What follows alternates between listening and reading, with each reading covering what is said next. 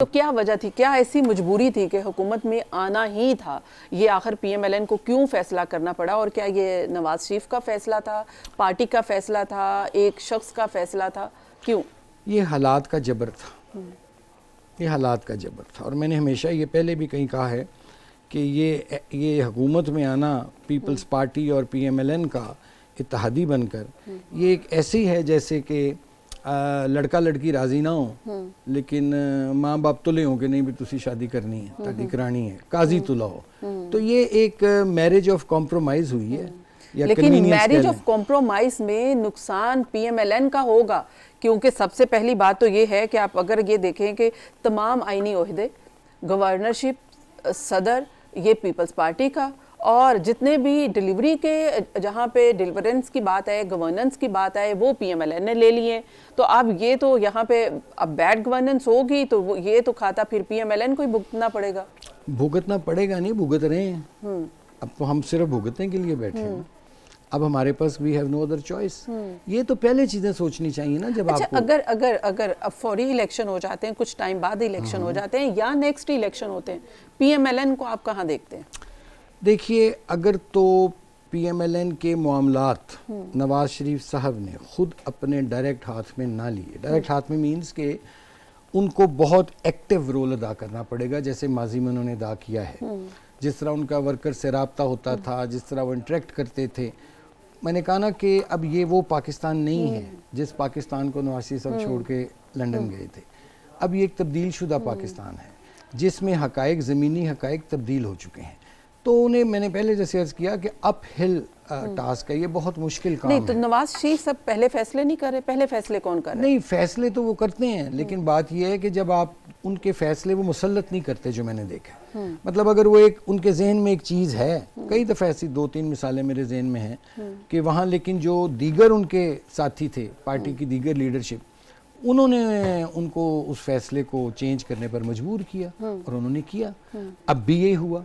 PDM की government में नवाज शरीफ साहब चाहते थे इलेक्शन कराना, लोगों ने नहीं उनको करवाने दिए, जो पार्टी के लोग थे।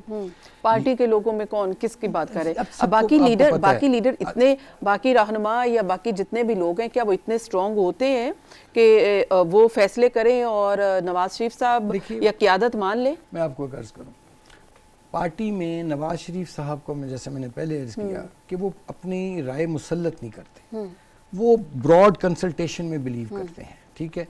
और उस ब्रॉड कंसल्टेशन में जो लोग तब भी जो जिनसे मुशावरत करते रहे या अब भी करते रहे, उनके अपने पर्सनल एजेंडाज हैं।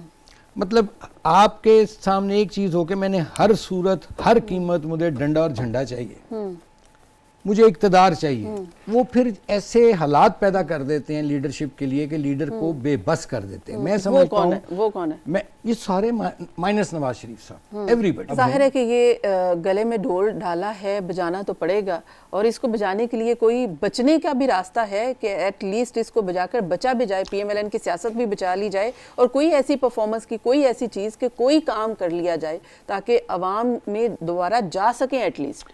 देखिए, उसके लिए वो तो वक्त गुजर गया। मैंने जैसे पहले अर्ज किया कि you have missed the bus.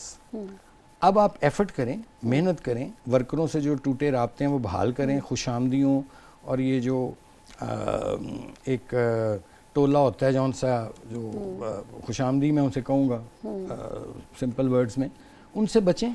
और खुशामदी बार बार जो आप कह रहे हैं, ये टोले का जिक्र कर रहे हैं, ये खुशामदी टोला कौन सा है? देखिए, मैं नाम नहीं लूँगा, ऑफ द रिकॉर्ड बता दूंगा, लेकिन मैं यही कहता हूँ ना कि चंद लोगों को छोड़कर पीएमएलएन में चंद लोगों को छोड़कर बाकी सारे खुशामदी। एक बट लीडर के पास जाएंगे तो उसकी मर्जी की बात करनी शुरू कर देंगे, दूसरे लीडर के पास जाएंगे उसकी मर्जी की बात शुरू कर देंगे, लेकिन अंदर अपने पर्सनल एजेंडाज लेके बैठे हुए हैं। अच्छा, इन्हीं लोगों ने बेड़ा गर्क किया मुस्लिम लीग और नवाज शरीफ को आज ये दिन दिखाया इन्होंने कि हम सिंपल मेजॉरिटी तक नहीं ले सकते। अच्छा, क्या वजह होगी? पहले तो मैं खास कर आसिफ करमानी की शख्सियत की बात कर लेती हूँ कि उनको क्या वजह हो गई है कि वो पार्टी से, नवाज शरीफ से इतने नाला नजर आ रहे हैं कि वो इतने दिल गिरफ्ता हो गए हैं कि अब वो पार्टी के बारे में ऐसे कमेंट्स रखते हैं। अगर आप ही ऐसे रखते हैं तो अवाम की राय तो फिर अल्लाह ही जाने। देखिए, मैंने साल मियाँ साहब को असिस्ट किया नवाज शरीफ साहब को, ठीक है, लेकिन मैं चूँकि एक मिडिल क्लास का आदमी हूँ, ठीक है, और मेरे वसाइल जो हैं वो बड़े महदूद वसाइल का मैं मालिक हूँ, तो जाहिर है मैं उतना असर्ट नहीं कर सकता, भाग दौड़ नहीं कर सकता, उसके लिए वसाइल, सियासत तो अब जाहिर है करोड़ों अरबों का खेल हो गई है। तो मैं समझता हूँ कि हो सकता है उनको ये चीज़ हो कि ये थोड़ा सा मैंने इतना कोई बहुत बढ़कर रोल नहीं प्ले किया, हालांकि मैंने सेनेट के प्लेटफॉर्म पे, मैंने जहाँ भी मीडिया में, मैंने हमेशा पार्टी को डिफेंड किया। हाँ नहीं, क्या पार्टी की कोई ऐसी कोई एक्सपेक्टेशन थी कि डॉक्टर आसिफ करमानी जो है वो कुछ ऐसा करें जो आपने नहीं किया? नहीं, तो मुझे नहीं पता क्या एक्सपेक्टेशन थी। अब मैंने अगर मैंने को अपने आप को जिस्म पर तेल छिड़क कर आग तो लगानी नहीं थी अपने आप को, ठीक है ना जी।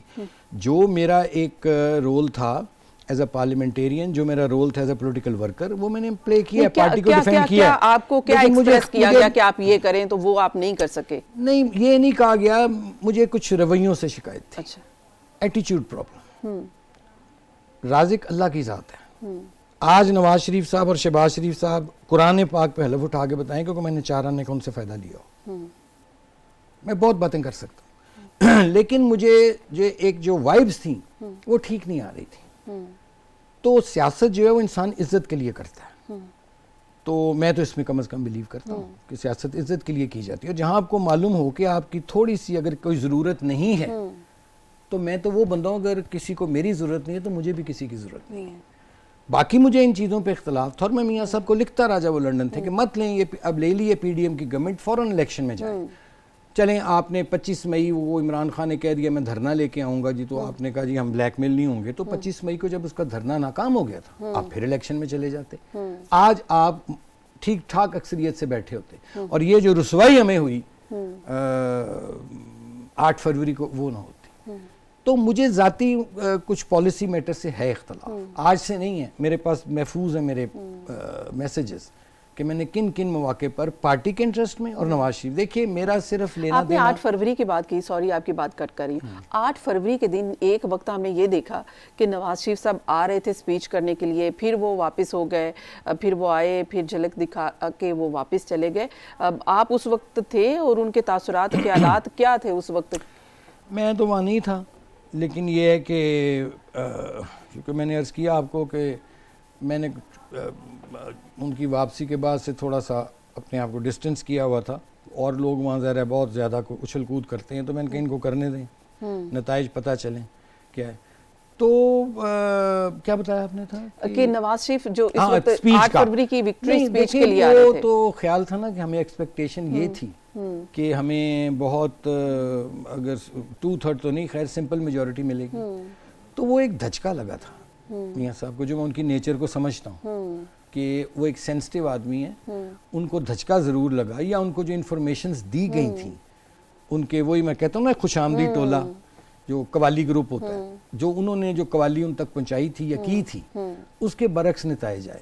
तो मियाँ साहब की हमेशा ये मैंने देखा है कि वो कहते होते थे मुझे भी और जनरली कि यार हुकूमत जो है ना, ये कोलिशन गवर्नमेंट्स में वो बिलीव नहीं करते। वो कहते हैं कि कोलिशन गवर्नमेंट्स जो सी हैं वो आप डिलीवर नहीं कर पाती, आपके पास स्पेस नहीं होती।